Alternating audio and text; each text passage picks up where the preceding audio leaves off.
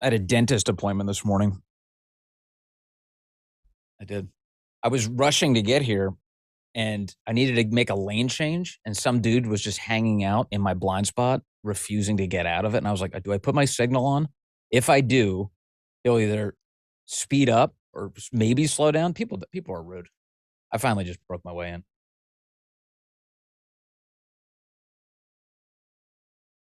Hey, everybody. Welcome to Vince on a Monday. Good to have you with us, as always. Coming up on the program, Reagan Reese, White House correspondent for the Daily Caller, joins us. She'll give us the latest out of the White House, all the big news that's affecting Washington right now. And, of course, we are going to get into detail into Tulsi Gabbard and her revelations about Barack Obama being involved and leading a treasonous conspiracy against President Trump and the people of the United States. It's a big show. We've got a lot to get to. Let's do it here in just a moment. Before we get there, I got to thank our sponsors. This episode is sponsored by Pocket Hose. Pocket Hose, the world's #1 expandable hose. Old-fashioned hoses can get kinks and creases at the spigot, but the Copperhead's Pocket Pivot swivels 360 degrees for full water flow and freedom to water with ease all around your home. And when you're done, this rust-proof anti-burst hose, well, it just shrinks back down to pocket size for effortless handling and tidy storage. Plus, your super light and ultra durable Pocket Hose Copperhead is backed with a 10-year warranty. The brand new Pocket Hose Copperhead with Pocket Pivot is a total game changer. It works really nicely, and it's super convenient. It's not like those other clunky hoses where you got to coil them up and make sure the kinks are out and just a complete mess. No. This thing just collapses down to nothing, and you drop it like in a bucket right next to the spigot. Boom. Cleanup is done. For a limited time, my listeners can get a free Pocket Pivot and their 10-pattern sprayer with the purchase of any size Copperhead hose. Just text Vince to 64,000. That's Vince to 64,000 for your 2 free gifts with purchase. Vince to 64,000. Message and data rates may apply. See terms for details at pockethose.com.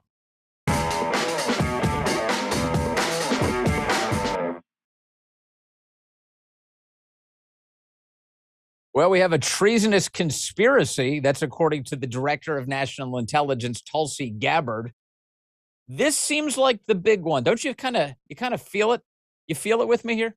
That we've got a very big piece of news on the Trump-Russia collusion hoax that, by this point, chapter and verse, you and I know so many of the details.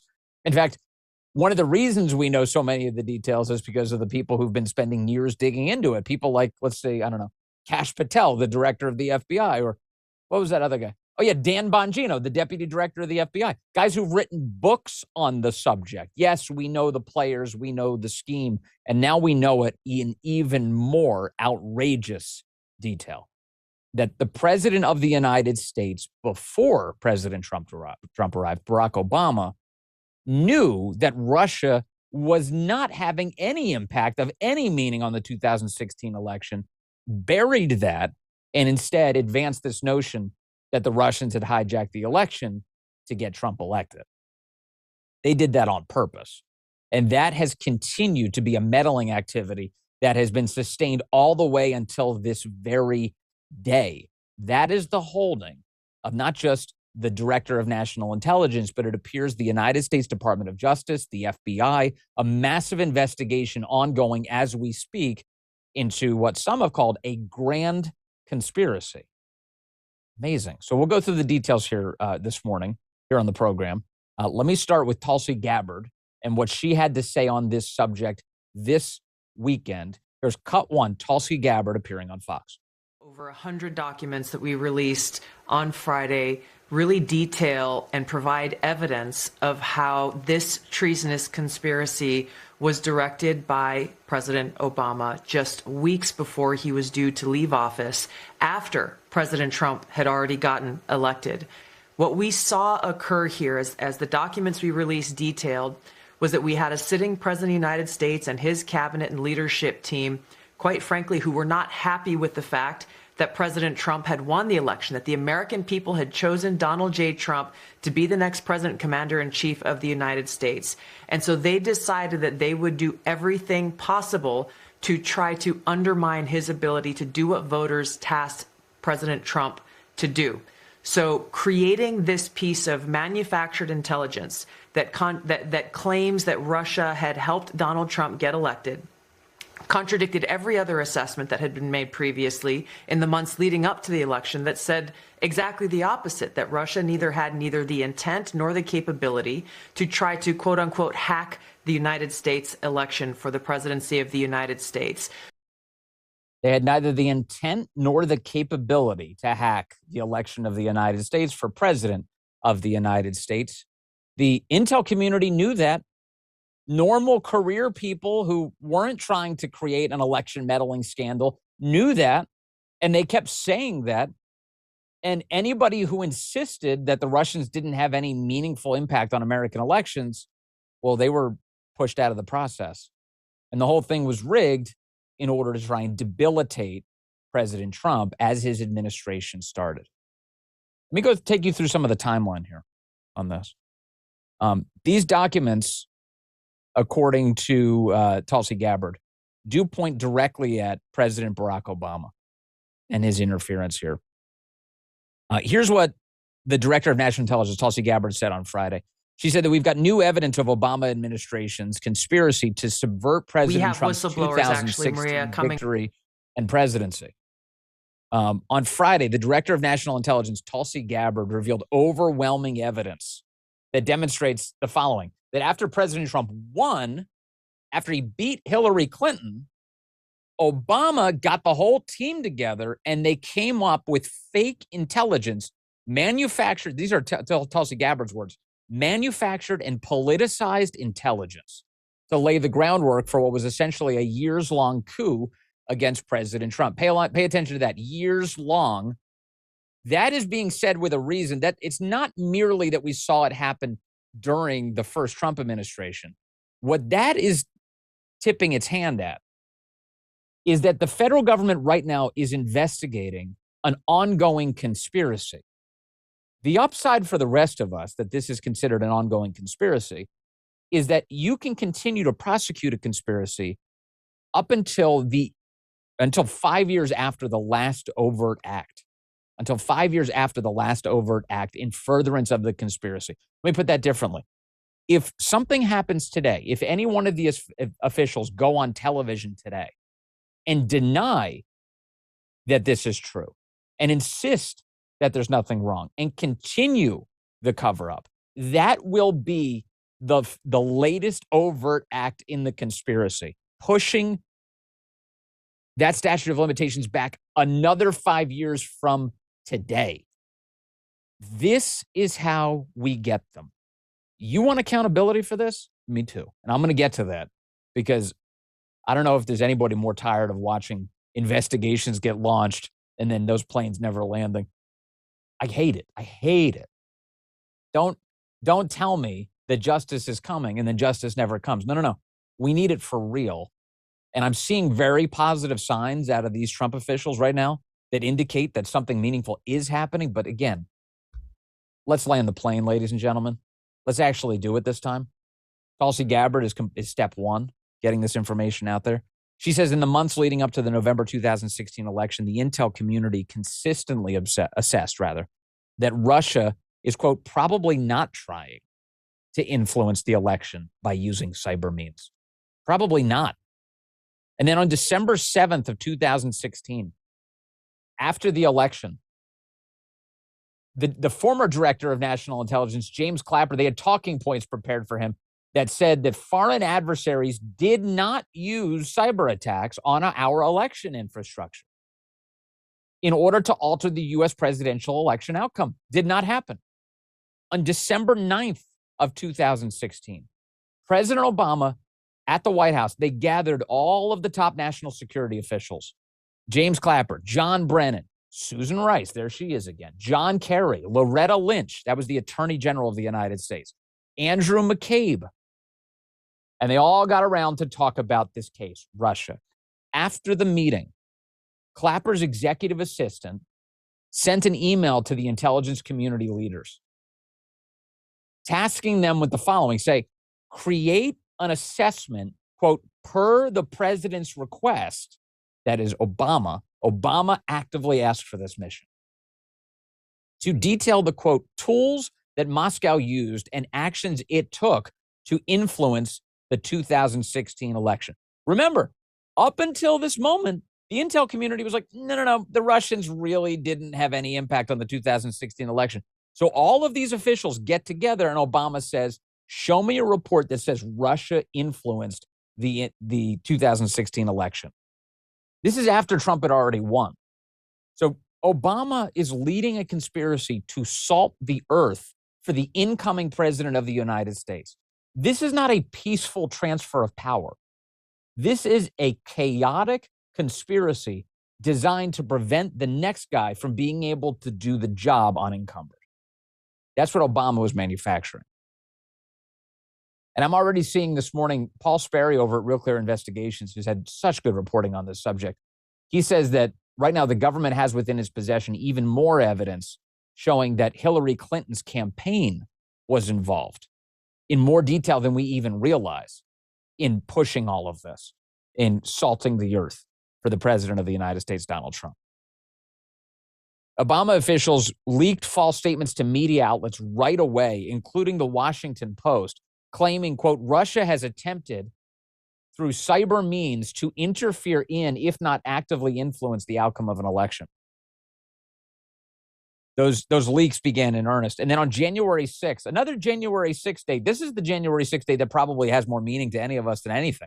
On January 6th, 2017, a new intelligence community assessment was released publicly that directly contradicted the intelligence community's assessments that were made throughout the previous 6 months.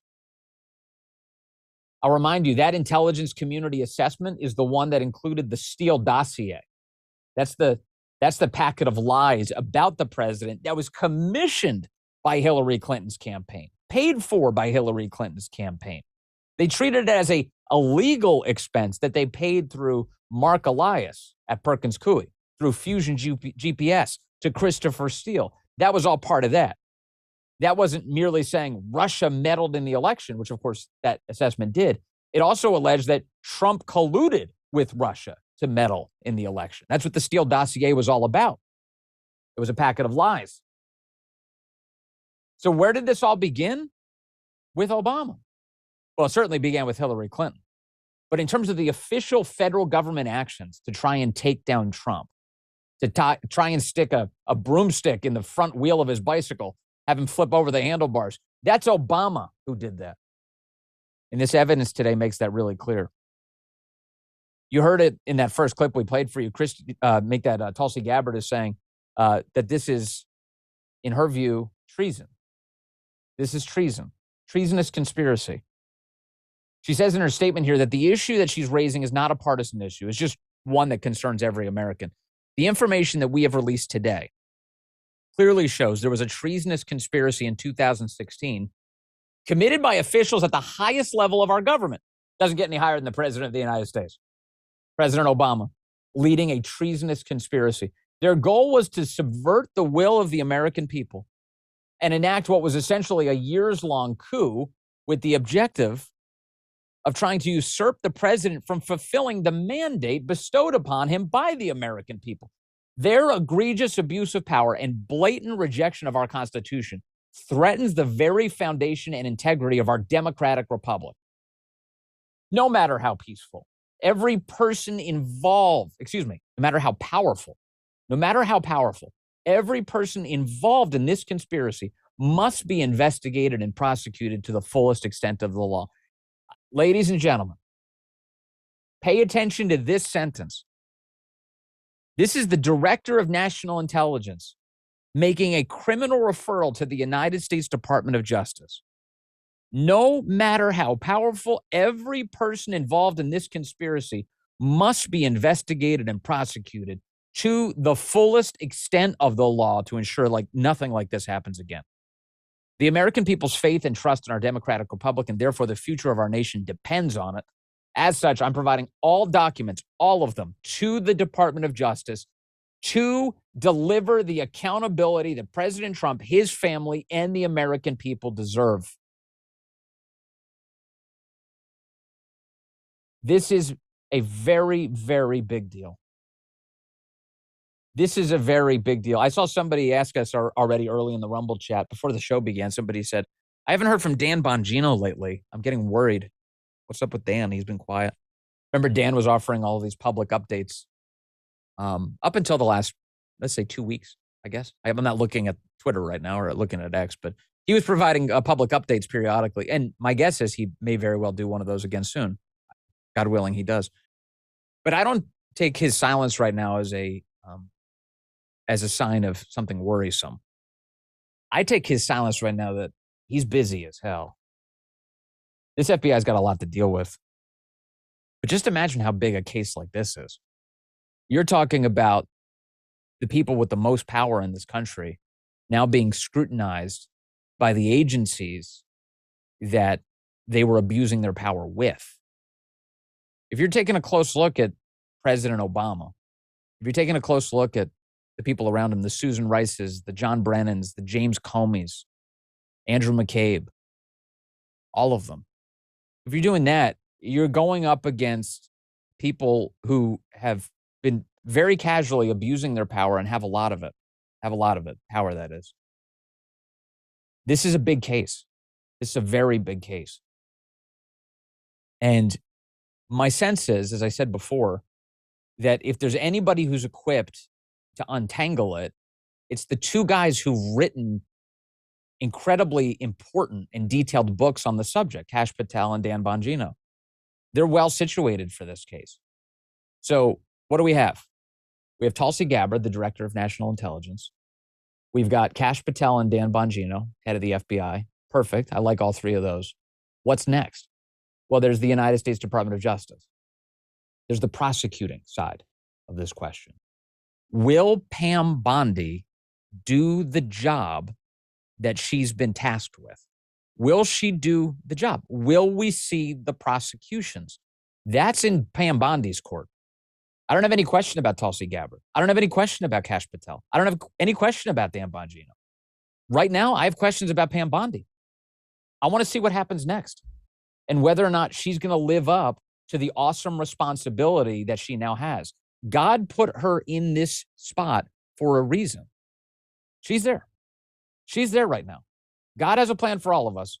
The plan involving Pam Bondi has led to her becoming the Attorney General of the United States. What is she going to do with this? Tulsi Gabbard says that this has to happen. This accountability has to happen. I totally agree. She also revealed this weekend that as a result of these disclosures, more whistleblowers are now coming forward. That seems like a big deal. That's another way to say we have witnesses to the conspiracy.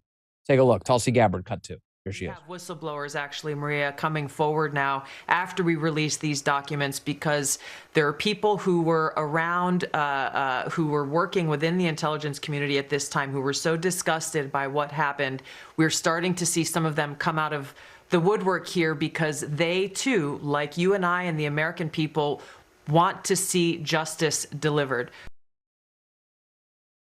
It's a big deal. That is a very big deal. So you have witnesses. You have witnesses. You have people who can help this along. A couple of pieces that are important here. One thing to remember is that the belief at this hour is that some of the acts in furtherance of the grand conspiracy happened in Florida. That would include Jack Smith's raid on Mar-a-Lago, sending FBI agents down to Mar-a-Lago to raid the president's home, rifle through Melania's underwear drawer, the whole 9 yards. If that's the case, what that suggests is that the grand jury can be impaneled in Florida, in the Southern District of Florida, and we have a brand new ballgame. This is a very different scenario than all of the Washington, D.C. rigged outcomes that are designed by their very nature. 95% of the district voted for the Democrat in every election ever? Yeah. Now, they're designed by their nature to make sure that justice is not blind. Instead, it's rigged to the benefit of Democrats. You got to get this thing out of D.C. It can't happen in D.C. If you go after these guys, it has to happen somewhere like Florida. Crystal clear. You need a fair grand jury. You need a fair process. You need a legitimate process. So get this thing out of D.C. Some other pieces here. I mentioned a moment ago that The media are also implicated in all of this. Matt Taibbi has a wonderful piece this weekend on the subject. His headline is Barack Obama now squarely in Russiagate's crosshairs in all of this. In the timeline, just to remind you, this is late 2016, is December 7th. The intelligence community assesses Russia had no meaningful impact on the election. December 8th, just before they could make that assessment official, the FBI said, we're not going to be a part of this anymore. They inexplicably withdrew. Inexplicably is the way that Tulsi Gabbard describes it, withdrew from the assessment. December 9th, you have that big meeting at the White House. That's where Obama is ordering everybody to cook the books and say that there is something crazy going on with Russia and Trump. And then it was that very same day, December 9th. That's the day that these guys had the big meeting. And we get two pieces right away. Let me show them to you here. Here's the New York Times. This is December 9th. Russian hackers acted to aid Trump in election, U.S. says. This came out the moment that they were having this meeting at the White House with all of these top officials. Dateline Washington. American intelligence agencies have concluded with high confidence that Russia acted covertly in the latter stages of the presidential campaign to harm Hillary Clinton's chances and promote Donald J. Trump, according to senior administration officials. This, what you're witnessing here, this piece, would be considered an act in furtherance of the conspiracy. They orchestrate the conspiracy, they create the public cover for it, and they begin this feedback loop that's designed to debilitate the incoming Trump administration. It wasn't just the New York Times. The Washington Post, the very same day, had this piece. Secret CIA assessment says Russia was trying to help Trump win White House. Secret? That's weird. It's leaked to the Washington Post. There it is, December 9th, 2016. The very same day, Obama assembled all of these people in order to launch this conspiracy. The CIA has concluded in a secret assessment that Russia intervened in the 2016 election to help Donald Trump win the presidency rather than just to undermine confidence in the U.S. electoral system, according to officials briefed on the matter. Intelligence agencies have identified individuals with connections to the Russian government who provided WikiLeaks with thousands of hacked emails. They say those officials describe the individuals as actors known to the intelligence community and part of a wider Russian operation to boost Trump and hurt Clinton's chances. Now, I should point out to you that the intel agencies that assess the question of whether or not Russia really did hack the DNC, their confidence in that claim was low. It was a low confidence assessment that Russia had hacked the DNC to take the emails. Even to this very day, that's the case. And so here you have both the New York Times and the Washington Post instantly water carrying. And there's no question here. The first piece that I just quoted to you quoted senior administration officials. The second piece that I told you about from the Washington Post, they gave you a quote CIA assessment. That's John Brennan. That's another way of saying that. According to officials who were briefed on the matter. Right away, these agencies are trying to hurt the credibility of the incoming Trump administration. Need I remind you of what happened to General Mike Flynn? Mike Flynn had his life destroyed over these lies. Completely upended. He went through a living hell in the years that ensued because of these lies. Mike Flynn didn't deserve that. He's an American patriot who was serving his country. He did nothing wrong. And yet his family's life was wrecked by this, completely wrecked by this. So is that, in your view, a treasonous conspiracy? It should be. It should be. Completely insane. But more revelations have come out, and now more revelations are expected. As I mentioned, Paul Sperry says a lot more expected to come this week. All right. We've got a lot more ahead on the program. I am glad that Dan Bongino and Kash Patel are in the position of doing all of this investigating. And damn, I hope we get a lot more very soon. All right. We got to thank our sponsors. What do we got here, Guy? Who's Who to thank? Oh, Blackout Coffee. Blackout Coffee is wonderful. I'm a huge believer and proponent of Blackout Coffee, not only because they're a great sponsor of this program, but because they make a great cup of coffee. Look, John, by now is the owner of Blackout. He's the real deal. He built Blackout Coffee from the ground up. He doesn't compromise on quality or values. This is America First coffee, roasted fresh right here in the United States. There's no woke nonsense, just bold, strong coffee for people who actually get stuff done. And as you know, Blackout Coffee has been the official coffee of everybody here at Silverlock. So you do know that this is a brand that stands for the right values. They really do. And they make a delicious cup of coffee every day. Start my day with this delicious cup of coffee. Here's the deal. John is hooking you up with the delicious cup of coffee as well. Head over to blackoutcoffee.com/Vince. Use the code Vince. That's VINCE. And you'll get 20% off your first order. Whether you like whole bean, ground, or even instant coffee that doesn't suck, Blackout Coffee has you covered. Support a company that shares your values. Blackoutcoffee.com/Vince. Use the code Vince, and you're going to get 20% off your first order. Blackoutcoffee.com/Vince. Thank you, Blackout. Appreciate you. Vince likes his coffee like he likes his women. Don't tell my wife. Hey, let's see. First of all, Chad, I hope you had a great weekend. I really do. Great American weekend.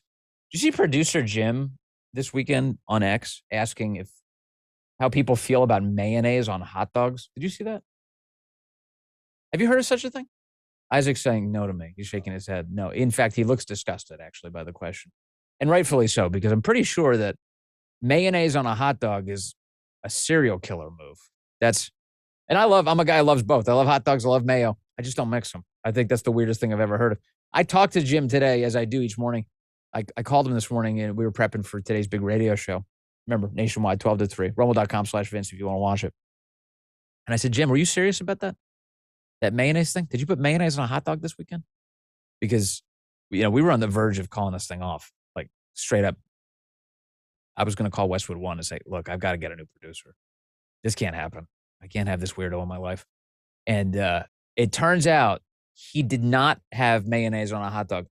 Even to this very hour, I'm not even really sure why the hell he asked that question. But it did, as he, I think, enthusiastically told me, it kicked off a lot of engagement. So mayonnaise on a hot dog. I'm not even encouraging you to try it. I'm just asking you to pray for Jim. That's actually what's happening right now. I'm asking you to pray for Jim and for his soul. My boyfriend puts mayo on hot dogs and fries. Are you serious? Okay, first of all, the mayo on the fries thing. Mayo, you can do that if you want. People have vinegar on fries. Mayonnaise is just eggs and vinegar. My wife's anti-mayo. I'm always telling her, you eat the other components. You eat them when they're separate, vinegar and eggs. And Allison tells me, no, I don't like mayonnaise. Okay, whatever. But the French fries can sometimes spill into the mayo. You know what I mean? People like, I'm okay with the mayo on the hamburger. Little ketchup and mayo on a hamburger. Legit. That spills over, gets on the French fries. Totally fine. On a hot dog, I don't know what your boyfriend's doing. You may want to run a background check on that guy. Yeah. And then Duckman91 says pineapple on pizza. I know this is controversial, but I don't even care. Yes, to pineapple on pizza. 100%. Pineapple? For sure. No question at all. Are you serious? Yeah, pineapple's great. Let me add one component that you might be missing. You probably have the ham if you've got the pineapple, or the Canadian bacon. I don't know why they call it that. It's just a version of ham. But bacon. Add bacon to the trio. Pineapple, pineapple, ham, and regular old American bacon. Put those three on, have a fantastic time. It's very good. Yeah, see? Look at this. Oh, the chat's all in. On the pineapple. Me too. I love it. It's really good stuff. All right, anyway, yeah. But besides, you need a good snack to eat when you're, watching all these people get prosecuted. One more for you, chat. Who do you want to see placed into a mugshot first? If you had your pick here, for who would get the walk of shame first, and I'm talking like the full-blown, classic, old-school, prison, black and white stripe jumpsuit, who do we want first? Obama? I'm seeing a lot of Obamas. People are saying, no, the chat's not for pineapple. Yes, you are. You've got to change your position. If you were anti-pineapple before, you're pro-pineapple now. I'm sorry. Them's the rules. Obama There's some Hillarys, there's some Comey. You know, there is a scenario I should mention where Obama doesn't end up on the receiving end of the arrest, and the reason for that could be the Supreme Court decision that said that presidents are owed immunity for their official acts as president. Remember, that was President Trump. In that case, the left raged about it. I remember saying at the time that, think about this though, if President Trump has conferred immunity for his official acts, then nobody has to be more grateful for that than Joe Biden. Joe Biden, who sold out your damn country over and over and over again. The guy who kicked the border wide open, imported millions of illegal aliens into it, and made the country a sadder place as a result. That guy has to be, if his brain was operating, he'd be grateful that the Supreme Court ruled that he had some immunity. We'll see. We'll see what happens with Obama. Obama may be the beneficiary of that Supreme Court decision in the end. But again, the court did distinguish, I should point out, between official and unofficial acts. Official and unofficial acts. I do have a good buddy, former U.S. Attorney for D.C., Joe DeGeneva. Perhaps you've heard his analysis before. He's really great. And he was saying this morning that Obama is unlikely to be prosecuted in this way because of the presidential immunity decision. And for that, he would have President Trump to thank. So we'll see on that one. But boy, I really want to see these guys cuffed. Give me the mugshots, baby. I'm tired of these things taking off. I know more about this case than almost any case I could possibly know about. And all I don't know is when the prosecutions are finally going to come through. I'd like to see that happen. I'd like to see how this story ends. And I know you would too. All right. And enjoy pineapple on your pizza. I'm sorry if that wasn't what you did before, but now it's official. Hey, I've been using the Bone Charge infrared sauna blanket. I have. And the red light face mask ever since they sent them to me and Allison. We can't recommend them enough. I first turned to the sauna blanket to help with muscle recovery and detoxification. It's been a total game changer for me. It's very easy to use. I just wrap myself up, let the infrared heat work its magic. I've noticed a real difference in how I relax and how I rejuvenate and feel afterward. That red light face mask, Allison loves it. She loves it. She wears it every single night. It's great. It's great for improving your skin's texture, reduces inflammation. She's seen fantastic results. It's like having a mini spa treatment right at our house. So if you're thinking about trying these products out, you're in luck. Head to bonecharge.com. Use the code Vince at checkout to get 15% off. Both of these products have made a huge impact on helping us. I'm sure you're going to love them too. Use that code Vince at bonecharge, that's BON charge.com, and you'll save 15%. These statements and products have not been evaluated by the FDA. These products are not intended to diagnose, treat, cure, or prevent any disease or condition. Thank you to Bone Charge for being awesome. And here's one more for you. Birch Gold. Birch Gold is really great. Great sponsor of this program. It is very difficult for the current administration to take all of our personal finances into account while they're doing what's right for the country. That responsibility falls to us. You got to take care of your family. And that's why tens of thousands of Americans are buying gold right now from Birch Gold. Here are the facts. In the past 12 months, the value of gold has actually increased by as much as 40%. A lot of central banks continue to bolster demand for gold by buying it in record quantities. And global instability and tension could be the highest it's been in decades. But you can find peace of mind in gold. Birch Gold makes it extremely easy to convert an existing IRA or a 401k into a tax-sheltered IRA in physical gold, or just buy some to store at home. Just text my name, Vince, to 989898, and Birch Gold will send you a free information kit on gold. There's no obligation, only useful information.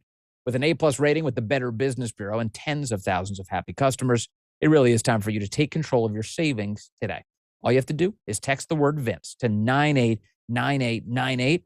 That's Vince to 989898. Data and message rates apply. Thank you to Birch Gold. Thank you very, very much. Wipe that smug look from Hillary Clinton's face with the mugshot. Yeah, that would be good. Wouldn't that be good? I would love just to see her up miserable. Wouldn't that be wonderful? Deservedly so. Not for no reason. For perfectly justifiable good reasons. She deserves to be miserable. She is miserable, but more miserable. Joining us now, a guest who's not miserable at all, who's very cheerful, and asks all sorts of great questions because she's the White House correspondent for the Daily Caller. Reagan Reese is joining the program. Reagan, as always, good to see you. Hey, Vince. Great to be with you.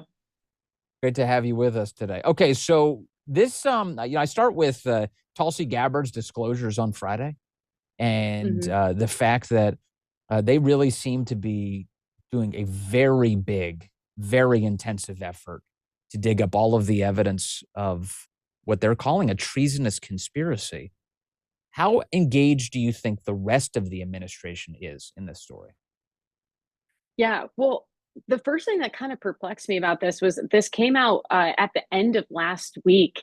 And this to me, just as we start to talk about how the administration is rolling things out on the comms front, especially right after the Epstein stuff, I would have loved for this to come out on a Monday and absolutely dominate the news cycle. Because as I'm reading my newsletters this morning, it's not being talked about. The mainstream media is, grazing right over it. And so that's where you start to really hope that the DOJ is engaged in this, that the White House is going to have a hand in how this is marketed and talked about in the media and is going to push this huge investigation. It's absolutely mind blowing and something that needs to be hammered in the media the same way the mainstream media has been hammering these Epstein files. And I think you touched on it there, Vince, about the DOJ really needs to get some prosecutions out of this to, I think, win back the trust of the MAGA base.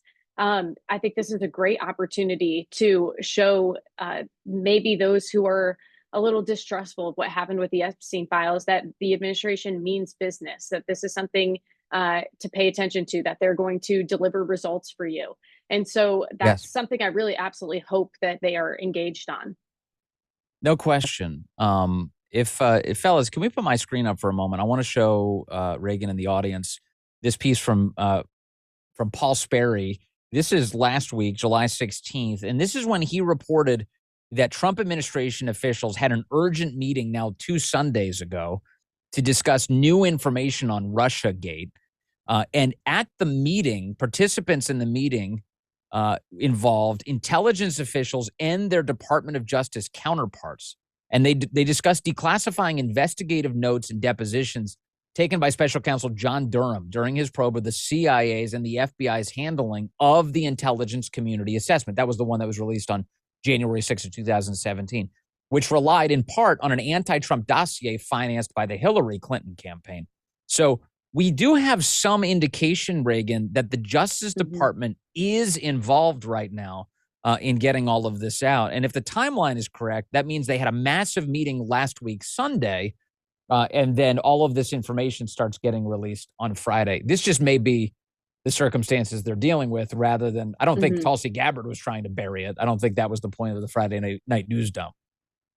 No, totally. I think it's great to see the Justice Department engaged in this because when I was doing some reporting on the Epstein files and talking to my sources, just widespread across the administration, there seemed to be a ton of frustration with the Department of Justice, not just coming from the FBI, but also coming from the White House. And people thinking that the staff that's supporting Pam Bondi is misleading her or not supporting her correctly and not really getting the results that they're supposed to be doing, that they're misleading her about what was in the Epstein files and on various other cases, and that maybe potentially there needs to be some consequences for those lower staffers. And so hearing that the Justice Department is involved and is on the same page with the White House, I think is something not just only the base needs, but the administration needs, because internally it's very frustrating for a lot of officials, a lot of senior officials.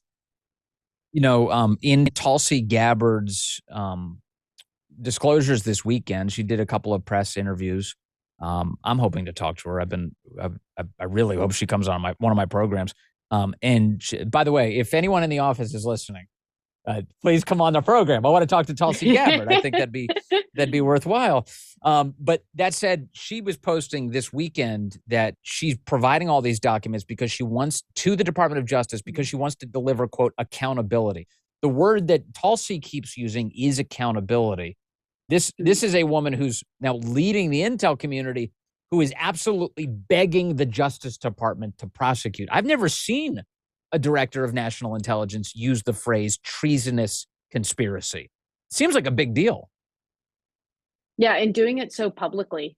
The Daily Caller reported last week that the administration has made a big deal over leaks and these leakers and prosecuting these leakers and holding them accountable.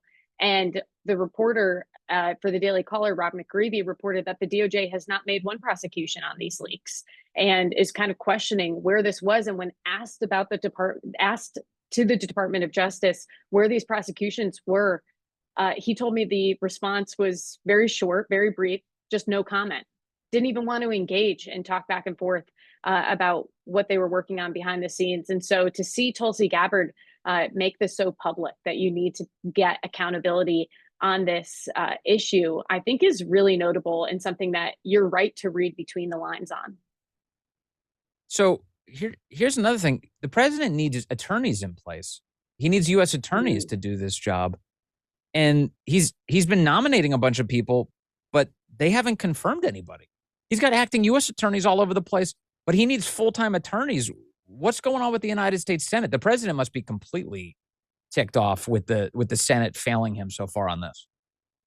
I think this is a great question that I hope to raise to the White House, because we asked early on about the judicial nominations that the president needed to make and those confirmations that he needed. And the White House, behind the scenes, I know is working on it, but there's been so many fine details to get through and do background checks. But President Trump was really honest, I think, about how he feels about this. He posted a Truth Social this weekend calling for Senator Thune to cancel August recess and long weekends so that he can get his attorneys through. And so far, no progress on that. It still looks like they're going to make that August recess, which I think it's incredibly frustrating.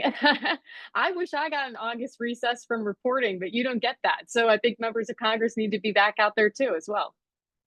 I mean, the other piece is like the president has the power of a recess appointment. Would you ask the White House whether or not he could force these guys into a real recess, not just a pro forma recess, so that he could start getting these people placed officially? I know that the Senate, they're like, oh, we can't do that. Really? Because the entire agenda of the presidency is on the line. And now maybe a good time to actually go into a real deal recess. Yeah, that's a great question. And I do, Vince, I'm sure your readers know you're an editor at the Daily Caller, and I'm often calling you for question ideas before I head into the briefing and we talk about these things. And so I'm not just saying, yes, oh, yeah, that sounds like a great idea. I go to you all the time for advice. So I'm writing that down. I'm going to write that down once I get off this hit, because I think that's a great question that needs to be asked. And so far, we don't think there's going to be any press briefings this week, but maybe the president will make some public appearances to talk about it. Something has to be done. And I am so appreciative of you. Yeah, we do talk. Reagan and I talk all the time about all sorts of things and the questions for the White House. And, we're just plugging away. What was it actually last week that you asked? You asked a question. Remind me what you asked last week, because I remember thinking, oh, that was such an important story. It was Congresswoman Salazar's bill that was going to give illegal immigrants path to citizenship. And what Caroline Levitt told me was that President Trump has not gotten a chance to read the bill, but under no circumstances will he support amnesty. And I had asked if the president would veto this bill. And so she didn't explicitly say yes or no, but to me was a very strong rebuke of the legislation. Have you heard anything else since then? Is the White House keeping its distance from this legislation? Are they, is there any scenario where they would support it? Or is your impression that they've dunked this thing and they're moving on?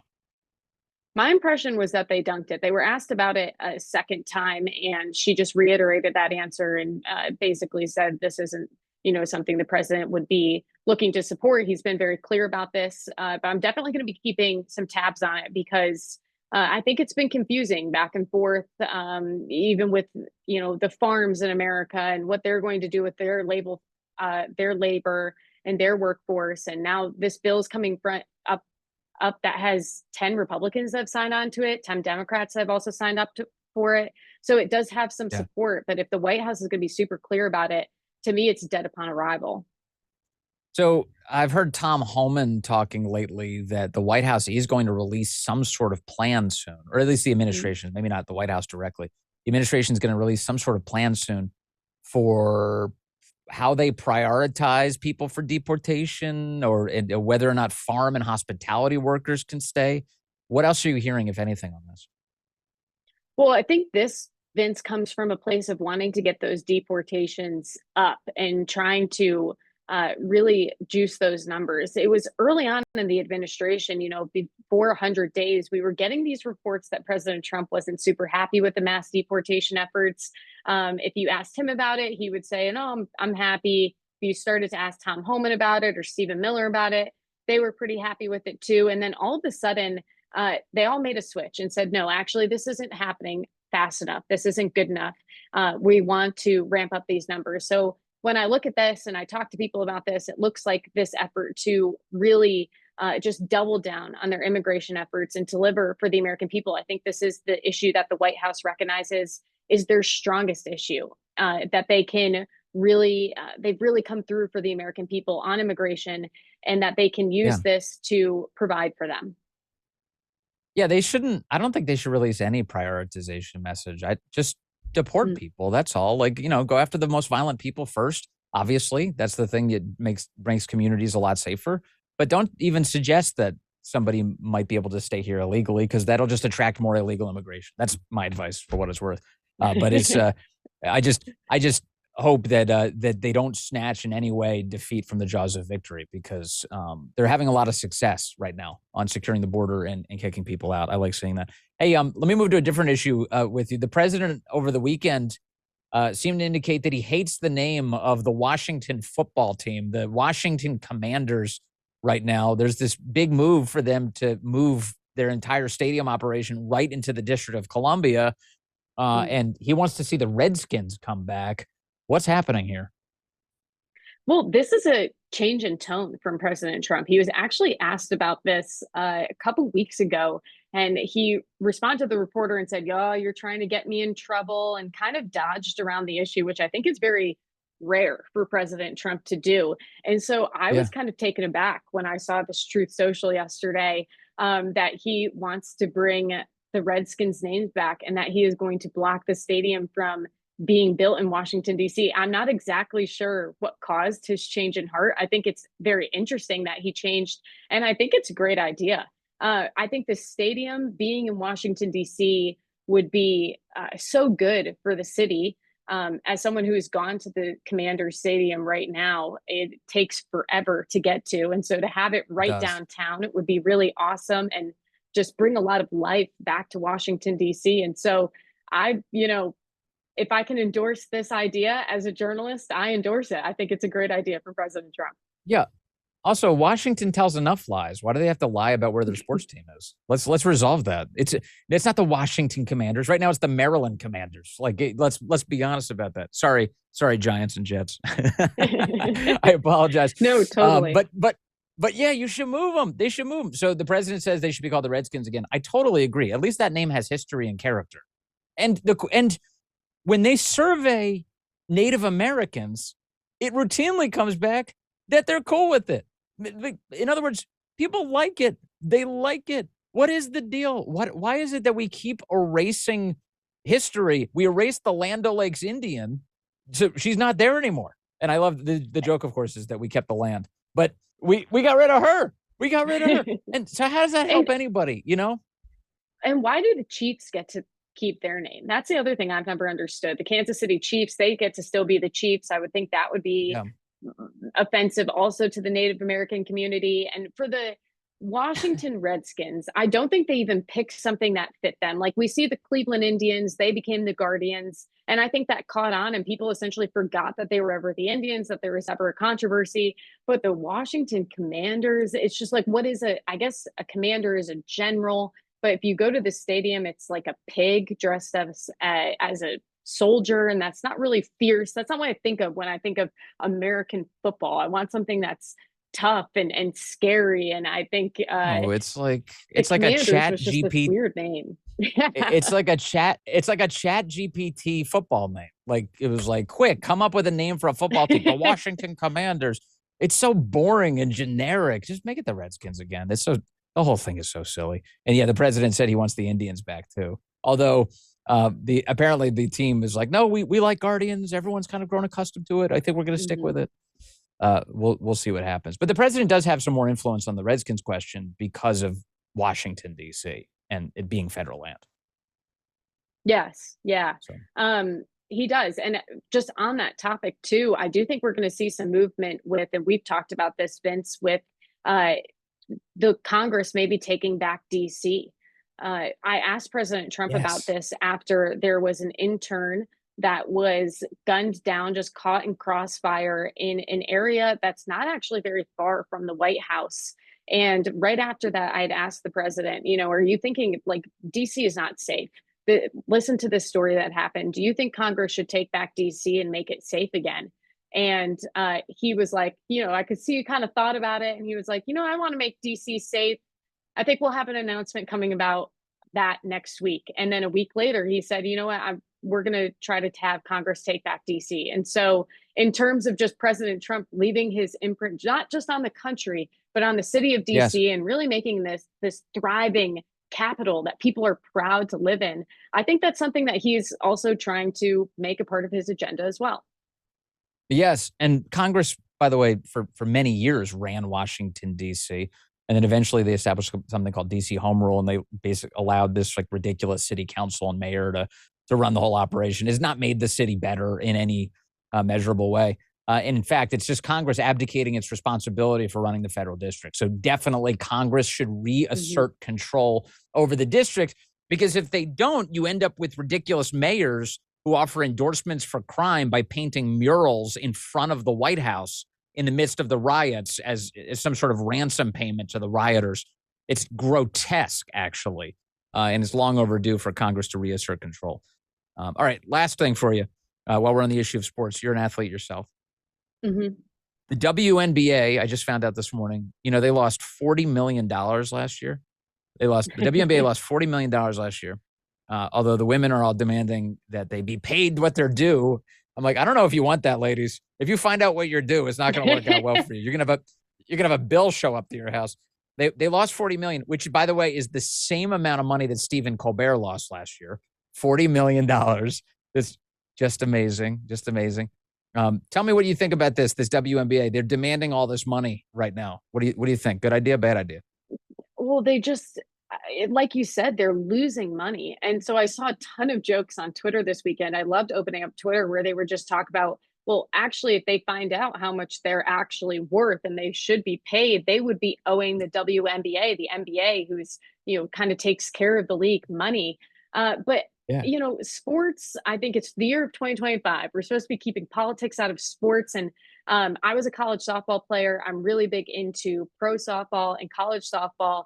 And if you want something that is just down to earth and Americana, it's college softball. The best team in college softball for the last 5 years is always talking about God in every single interview. They give glory to the Lord for all of their success. They're very down to earth. They're these patriotic Americans. They're always talking about how they love living in the country and just are so thankful for the opportunity to play softball. And so I watch college softball and pro softball, and I wish that is what the country was fixated on, because these girls absolutely deserve the success and the fame that I think, and the attention that maybe the WNBA has gotten, because it is a sport that truly represents the American people. And so I would encourage your listeners to go watch college softball. Well, I didn't expect softball propaganda today, but I'm kind of buying into it. I like it. But that sounds totally different than the WNBA, actually, in almost every measurable way, because the WNBA is characterized by entitled women who are constantly punching each other and who can't dunk in a sport that requires dunking to be interesting. Yeah, and you also, I think people expect softball to kind of be maybe boring because it's not as back and forth as basketball is, but there are cheers, there are props, people are screaming at the field, and it gets a little tense. There's people kind of getting in each other's faces, and it's really a nail biter. And for, year after year, I think softball has, increased in its views and its attention, but it's not this, I don't even know, these whining girls on the court complaining about not being paid enough and beating each other up. And whatever. So here's where I think the WNBA is headed. First of all, like, Mhm. nobody pays attention to it for the basketball until Caitlin Clark got involved, and that was Yeah. that's the interesting story. Outside of that, I can kind of see what's happening, which is the WNBA realizes that the only way they're going to attract any viewers whatsoever is if they make the women fight each other. It's becoming roller derby, actually. You don't Yeah. go for the athleticism, you go to see women beat up on each other. It does seem like it's very rapidly descending into a ridiculous reality show that plays to the worst stereotypes of women having to work together. Totally. It's absolute chaos. And I mean, I do think they're getting rewarded almost for these fights because Sophie Cunningham, she's a player on the Indiana Fever who defended Caitlin Clark because Caitlin Clark is just being just pushed and punched and just beaten on the court. When she defended Yes. her, her jersey sold out, and she got all these followers on social media. But it's just so sad what the a league has amounted itself to, and I feel so bad for Caitlin Clark because she's hurt for the third time this season. And it's so devastating, I think, to see such a great basketball player like her now suffering all these injuries because of the way she's abused on the court. And if they would just get along, I think the league could have so much success. And they had such something so great in front of them for women's sports. I love women's sports and watching women's sports, and they totally blew it by just putting Caitlin Clark down and beating her up and making it this whole political stunt. It's so Yeah. sad, and I think it puts women across the country, girls who want to be in sports, who look up to them at a disadvantage. It's all too crazy. They're just trying to make them fight till we watch. Look, there's girls fighting. Let's watch that.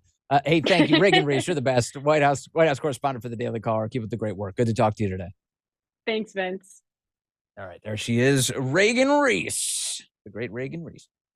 Okay, let's see here. We've got one other thing here. I mentioned $40 million losses for the WNBA. You know that, as I mentioned, Stephen Colbert lost $40 million bucks. That's why they're firing him. The left is still acting like it's a big conspiracy theory, though, to get rid of Stephen Colbert. Oh, it's because he supports Democrats. That's why they're getting rid of him. No, it's because he's horrible and because he's losing a lot of money. That makes all the sense in the world. They should have got rid of him a long time ago. Here's Connecticut Senator Chris Murphy releasing a video this weekend, cut 6, insisting that Stephen Colbert was canceled because of politics. This is a really, really dangerous moment. Stephen Colbert didn't get thrown off the air because he wasn't doing well. He was the highest rated show on TV in late night. He was canceled, very likely, because Paramount and its owners are trying to get rich off of this merger. And Donald Trump has made it clear to them and everybody else in the media space that if you want any favors from me, then you have to silence my critics on your platforms.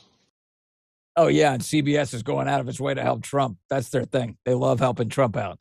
Oh, my gosh. What an idiot that guy is. That's Senator Chris Murphy. Hakeem Jeffries also shared a clip of himself this weekend talking, like issuing condolences of some kind to Stephen Colbert. Here's the clip he shared of himself on The Late Show pretending to know rap music. Cut 7. Look. You famously have quoted Biggie Smalls. Do you have any quick quote for us before we go? Stay far from timid. Only make moves if your heart is in it. And live the phrase, the sky's the limit. He speaks slow because he thinks slow. That's Hakeem Jeffries. There he is. Yeah, a whole bunch of these guys were sharing messages this weekend. This is awful. Tampon Tim Walz shared one too. He wrote, Stephen Colbert is the best in the business. And of course, just like the rest of these guys, they're all like Obama. They share pictures of themselves in order to tell this story. Stephen Colbert is the best in the business. He always told truth to power. Yeah, right. And pulled no punches. We need more of that, not less. This guy was a handmaiden to power. The guy was literally, this is the reason it wasn't any good. He was just advancing Democrat talking points on television. People grew bored. They went somewhere else, and that dude lost $40 million a year. What a waste. What a complete and utter waste.